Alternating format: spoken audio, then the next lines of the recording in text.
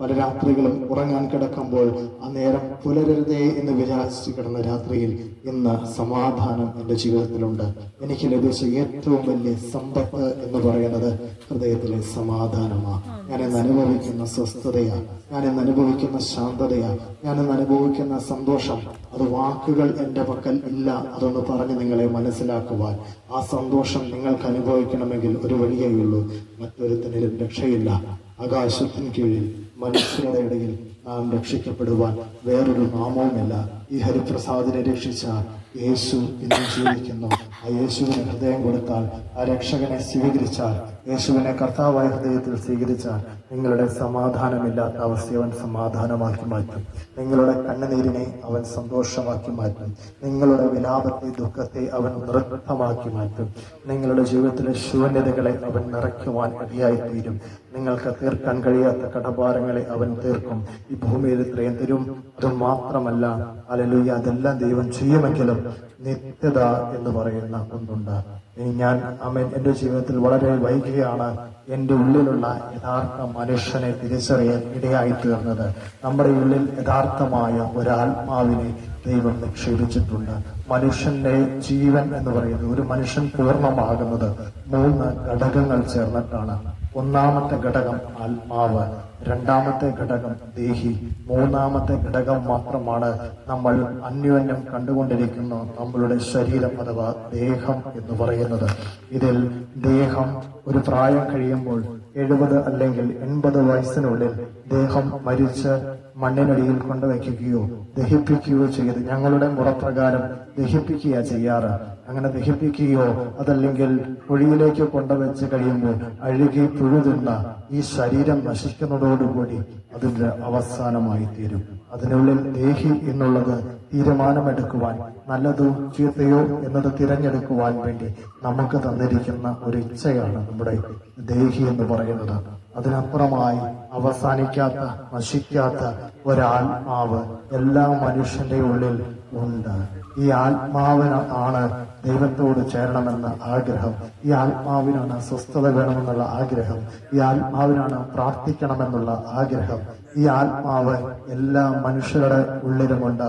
പട്ടിണി പാവങ്ങളുടെ ഉള്ളിലുണ്ട്, ധനവാന്റെ ഉള്ളിലുണ്ട്, ഒരു ഉന്നത സ്ഥാനത്തിരിക്കുന്ന വ്യക്തിയുടെ ഉള്ളിലുണ്ട്, കുഞ്ഞു കുട്ടിയുടെ ഉള്ളിലുണ്ട്, മുതിർന്ന വ്യക്തിയിലുണ്ട്, തളർന്നു കിടക്കുന്ന വ്യക്തിയിലുണ്ട്, രോഗിയിലുണ്ട്. ഏത് മേഖലയിലുള്ള വ്യക്തിയുടെ ഉള്ളിലും ഒരാത്മാവുണ്ട്. നമ്മുടെ ശരീരത്തെക്കാൾ ഏറ്റവും വിലമതിക്കുന്ന ഈ ആത്മാവിന് മാത്രം നാശമില്ല. ഈ ശരീരം നശിച്ച് ഈ ആത്മാവ് നമ്മളിൽ നിന്ന് വേർപെട്ടു പോയി 2 വഴിയിലേക്കാണ് ഈ ആത്മാവിന് പോകുവാൻ സാധ്യത ഉള്ളത്. 2 വഴിയിലെ ജംഗ്ഷനിൽ ചെന്ന് നിൽക്കുമ്പോൾ അത് ഒന്ന് പറയും, 2ഉം നിത്യമായ വഴികളാണ്. ഈ ആത്മാവിനുള്ള വഴികൾ അവസാനിക്കുന്നില്ല. 1 നിത്യമായ സ്വർഗം, 2 നിത്യമായ നരകം. ഇത് പച്ച പരമാർത്ഥമാണ്. ഇത് സത്യമാണെന്ന് വളരെ വൈകിയാണെങ്കിലും മനസ്സിലാക്കുവാൻ എനിക്ക് സാധിച്ചതുകൊണ്ട് ഇന്ന് ജനത്തോട് ഞാൻ അത് വിളിച്ചു പറയുകയാണ്. ഈ നിത്യമായ നരകത്തിലേക്ക് പോകുമ്പോൾ അവിടെ വിശ്രമം ഇല്ല. വളരെ ക്ഷീണിതനായി അനേക വർഷങ്ങൾ തുടരെയായി ജോലി ചെയ്തൊരു മനുഷ്യന്റെ ശാരീരികാവസ്ഥ പോലെ ആയിരിക്കും ആ സമയം. നമുക്കപ്പോൾ സത്യമെല്ലാം മനസ്സിലാക്കും.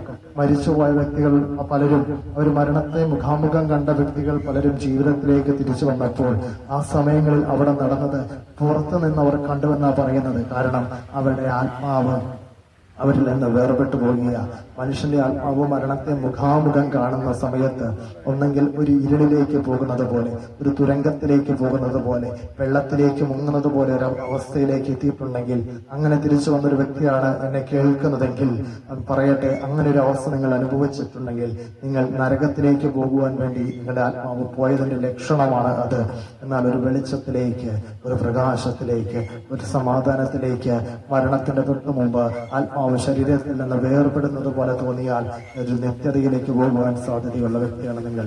അങ്ങനെ 2 വഴികളാണ് മനുഷ്യനുള്ളത്. നിത്യമായ നരകത്തിലേക്ക് ചെന്നാൽ അവിടെ തീ ഒരിക്കലും ഇടുന്നില്ല. 6000 ഡിഗ്രിയിലധികം ചൂടുള്ള ഒരവസ്ഥ ഒന്ന് ചിന്തിച്ചു നോക്കിയാൽ, 100 ഡിഗ്രി ടെമ്പറേച്ചറിൽ വെള്ളം ബാഷ്പീകരിച്ച് ആ താപം നമ്മുടെ കരങ്ങളിൽ പറ്റുമ്പോൾ ആ ചൂട് കൊണ്ട് ശരീരം വെന്തുപോകുന്ന ഉഷ്ണമൊന്ന് ചിന്തിച്ചാൽ അതിൽ നിന്ന് 1000 കണക്കിന് മടങ്ങ് അധികമുള്ള, 100 കണക്കിന് മടങ്ങ് അധികമുള്ള തീരാത്ത ചൂട്. ആ തീക്കുള്ളിൽ ഇടാത്ത പുഴു. ഇന്ന് തീയിൽ ജീവിക്കാൻ കഴിയുന്ന സൂക്ഷ്മജീവികളെ ശാസ്ത്രം കണ്ടുപിടിച്ചിരിക്കുമ്പോൾ ബൈബിൾ അതിനു മുമ്പേ എഴുതി വച്ചിരിക്കുന്നു. ഇങ്ങനെ ചാകാത്ത പുഴുവുണ്ട്. ആ നിത്യനരകത്തിൽ പോയാൽ അതിനി ഒരു പരിഹാരമില്ല. മരിച്ചു കഴിഞ്ഞ് ചെയ്യുന്ന എന്ത് കർമ്മങ്ങളും ഞങ്ങൾ പിതാവിന് വേണ്ടി ഞങ്ങളുടെ വിശ്വാസപ്രകാരം അനേക കർമ്മ മാർഗങ്ങൾ മരിച്ചുപോയ മാതാപിതാക്കന്മാർക്ക് വേണ്ടി ചെയ്തുകൊണ്ടിരുന്നതാണ്. പക്ഷേ പിന്നീട് മനസ്സിലായി അങ്ങനെ ചെയ്തിട്ട് കാര്യമില്ല. മനുഷ്യൻ ശരീരത്തിലിരിക്കുമ്പോൾ ചെയ്യുന്നത് നല്ലതാകിലും തീയതാകിലും അതിന് തക്കവണ്ണം പ്രതിഫലം പ്രാപിക്കേണ്ടതിന് നമ്മൾ ഒരിക്കൽ സിംഹാസനത്തിന് മുമ്പിൽ, യേശുവിന്റെ മുമ്പിൽ നിൽക്കേണ്ടതായി വരും. അപ്പോൾ ഈ നിത്യ നരകത്തിലെ അവസ്ഥ ഇങ്ങനെ സമാധാനമില്ല. അവിടെ ഇരുട്ട് മാത്രം, ഇരുട്ട് കൊണ്ട് ഉപ്പിടും. അതായത് നമ്മൾ മീൻ ഒരു പെട്ടിയിലടുക്കി ഉപ്പിട്ട് വേർതിരിക്കുമ്പോൾ ലെയറായി ഉപ്പിടുന്നത് പോലെ ഇരുട്ട് കൊണ്ട് ഉപ്പിടും.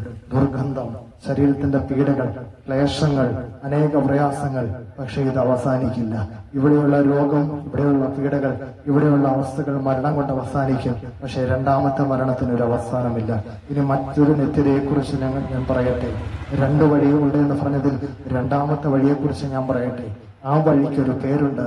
ബൈബിളിൽ ഇങ്ങനെ പറയുന്നു, വഴിയും സത്യവും ജീവനും ഞാനാകുന്നു. ആ വഴി, ആമേൻ, യേശു പറയുന്നതാണ് അത്. യേശു പറഞ്ഞത് വഴി, സത്യം, ജീവൻ, ഇത് 3 ഞാനാകുന്നു. ഹല്ലേലൂയ. സാധ്യതയല്ല, ഉപമയല്ല, സത്യമായ പ്രസ്താവനയാ. ആ വഴിയിൽ സമാധാനമുണ്ട്.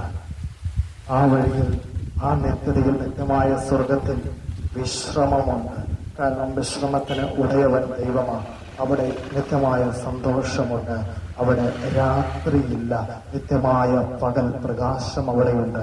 അവിടെ രോഗമില്ല, അവിടെ കണ്ണുനീരില്ല, അവിടെ മനക്ലേശങ്ങളില്ല. പക്ഷേ ഇതിനെന്ത് ചെയ്യാൻ കഴിയും? ഇതെനിക്കും വേണം. അതെങ്ങനെ എനിക്ക് നേടാൻ കഴിയും? ഹല്ലേലൂയ.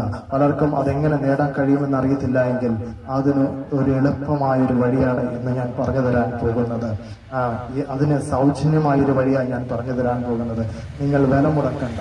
ഇവിടെ മറ്റ് പലയിടങ്ങളിൽ നമ്മൾ പലതും കൊണ്ട് കൊടുക്കുന്നത് പോലെ ഒന്നും കൊണ്ട് കൊടുക്കണ്ട, പണം ചെലവാക്കണ്ട, എവിടെയും പോകണ്ട. നിൽക്കുന്ന ഇടത്ത് നിന്നുകൊണ്ട് ഹൃദയത്തിൽ യേശുവിന്റെ രക്ഷകനാണെന്ന് വിശ്വസിച്ച്, ഹൃദയം കൊണ്ട് യേശുവിനെ സ്വീകരിച്ച്, നാവ് കൊണ്ട് യേശുവെ എന്റെ ജീവിതം അങ്ങേക്ക് തരുന്നു എന്ന് പറഞ്ഞാൽ സൗജന്യമായി നിങ്ങൾ രക്ഷപ്പെടും. ഈ സമാധാനം